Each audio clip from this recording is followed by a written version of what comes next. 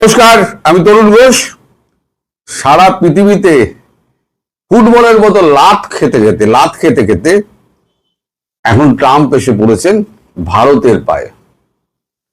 এখন আমেরিকার কাছে প্রচুর তেল আছে, তেলের একেবারে ব্যারেল ব্যারেল নিয়ে এসেছিলেন মার্কো রুবিও তেল মারতে।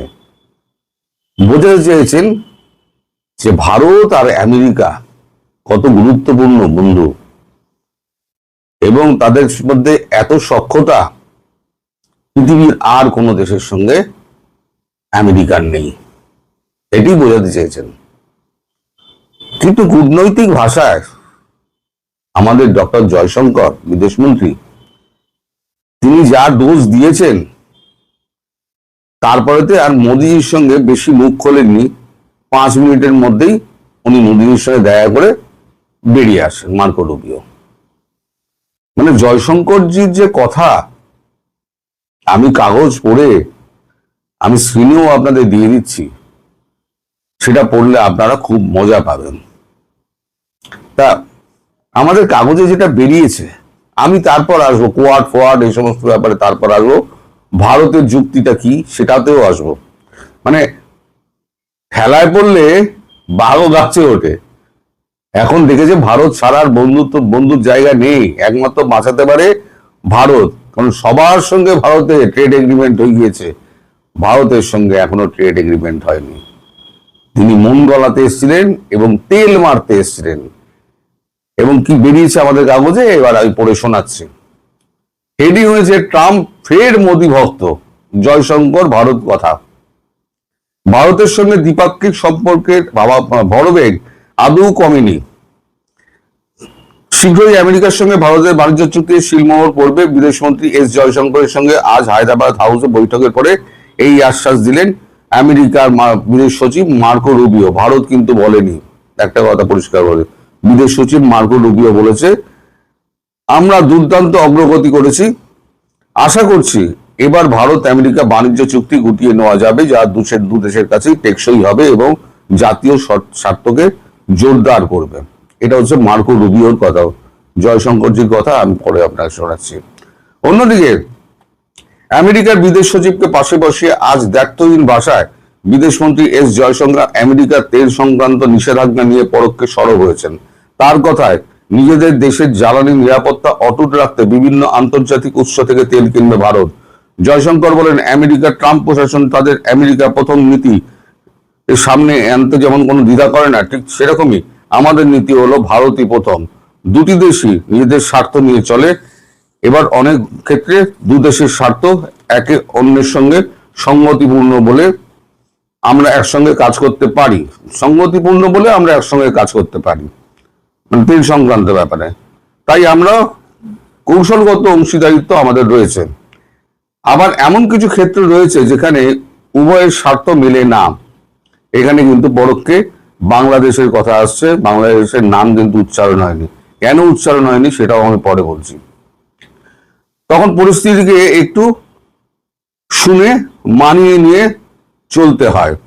এরপরই তেল আমদানি প্রসঙ্গে তিনি বলেন, জ্বালানি বিষয় এটাই বলার যে আমাদের বহু রকম উৎস রয়েছে, নির্ভরযোগ্য উৎস হচ্ছে বৃহৎ উৎস রয়েছে এবং সস্তার উৎস রয়েছে।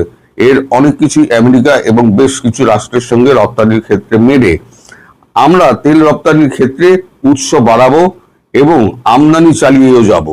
মানে আমরা আমদানি করে সেটাকে রিফাইন করে আমরা রপ্তানি চালিয়ে যাব, কারোর কথা আমরা শুনবো না, পরিষ্কার বলে দিয়েছেন।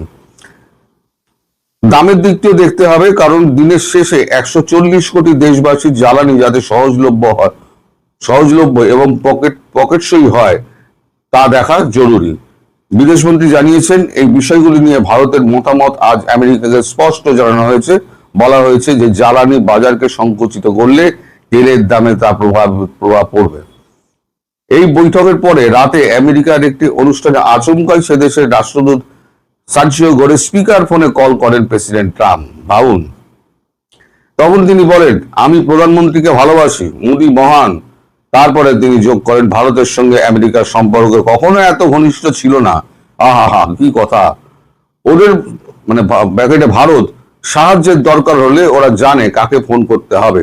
এই লাইনটা যে বলেছে না, ওরা জানে যে ওদের সাহায্যের দরকার হলে ওরা জানে কাকে ফোন করতে হবে, অর্থাৎ ট্রাম্পকে ফোন করতে হবে, ওদের এখানেই ফোন করতে হবে। ট্রাম্প আরো বলেন, আমাদের অর্থনীতি এবং শেয়ার বাজার রেকর্ড মাপের, সেখান থেকে ভারত আবার আবার যা কিছু চাইতে পারে। শেষে ফের মনে করিয়ে দিয়েছেন তিনি প্রধানমন্ত্রীর বিরাট ভক্ত।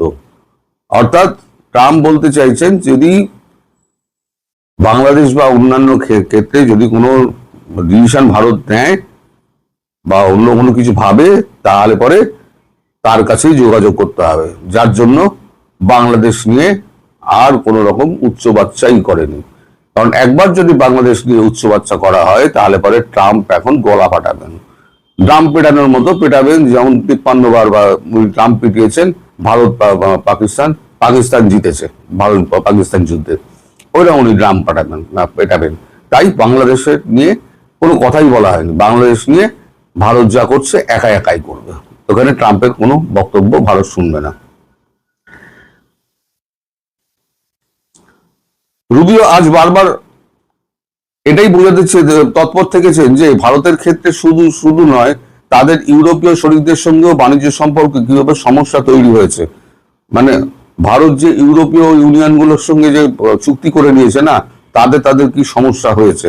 তার কথায়, ভারত এক অতিকায় অর্থনীতি, আমরা অগ্রগণ্য বাণিজ্য শরিক, আমরা ভারতের সঙ্গে বহু ক্ষেত্রের বাণিজ্য করি, ফলে স্বাভাবিকভাবেই এই বিশালাকায় দেশের সঙ্গে বাণিজ্যের নতুন ভারসাম্য আনতে গেলে কিছু পার্থক্য তৈরি হবেই। তবে সুসংবাদ হলো, নতুন করে ভারসাম্য তৈরি করতে শেষ পর্যন্ত এখন এই ভরসা তৈরি হয়েছে যে গোটা বিশ্বের সঙ্গেই বাণিজ্য চুক্তির জায়গায় পৌঁছাতে পারছি। এটা আমাদের জন্য ভালো, আমাদের বাণিজ্য শরিকদের জন্য ভালো। এরপরই তিনি জানিয়েছেন, বাণিজ্য শরিকদের সঙ্গে মধ্যে অবশ্যই রয়েছে ভারত, আমরা চুক্তির মুখে দাঁড়িয়ে রয়েছি।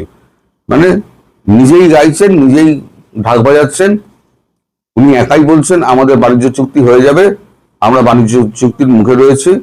এবং ট্রাম্প তার ফোন তো ধরেন না, তিনি যেখানে উপস্থিত হবেন খবর পান সেখানে মোদিজি যান না, ট্রাম্পের ফোনও ধরেন না, ট্রাম্পের সঙ্গে কোনো মেসেজ উত্তরও উনি দেন না।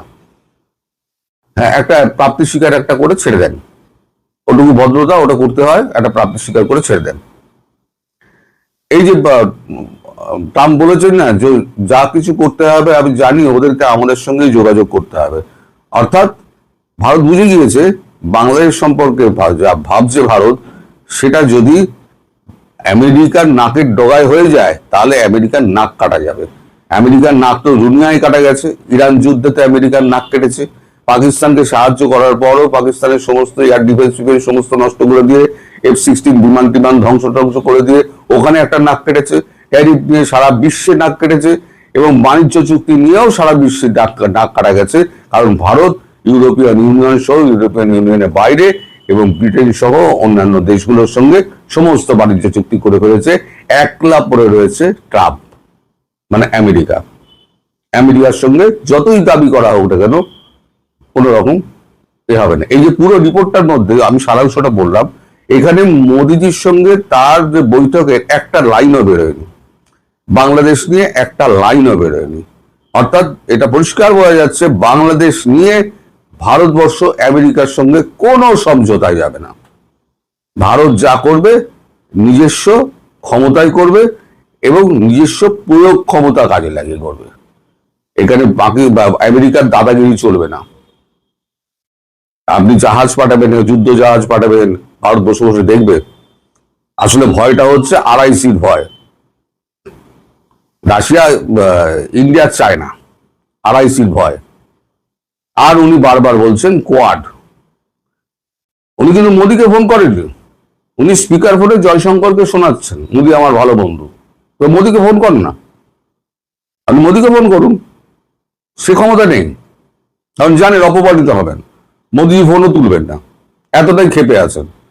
কারণ আমেরিকা যতই বন্ধুত্ব দেখাক, চীনকে আমরা শত্রু হিসেবে চিনি, কিন্তু আমেরিকা আরো তার থেকে ভয়ঙ্কর। আমেরিকা যার বন্ধু তার শত্রুর অভাব নেই।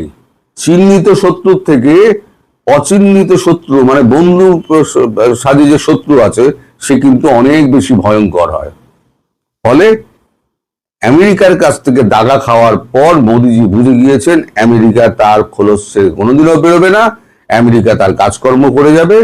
এবং এখানে ওই যে সার্জিও ঘোষ যিনি গেছিলেন আমাদের মিশনারিজ অফ চ্যারিটিতে, ওখানে সম্ভবত কথাবার্তা হয়েছে যে আমরা আর ওই আপনার ওখানে গিয়ে আর খ্রিস্টান প্রচার করতে হবে না, কারণ ওখানে সম্ভবত আমরা কোনো খ্রিস্টান স্টেট আমরা বানাতে পারছি না, কারণ চীন এবং ভারত ওই জায়গা দেবে না। কারণ মায়ানমারের একটা সীমান্ত নিতে হবে, ভারতের একটা নিতে হবে, বাংলাদেশের একটা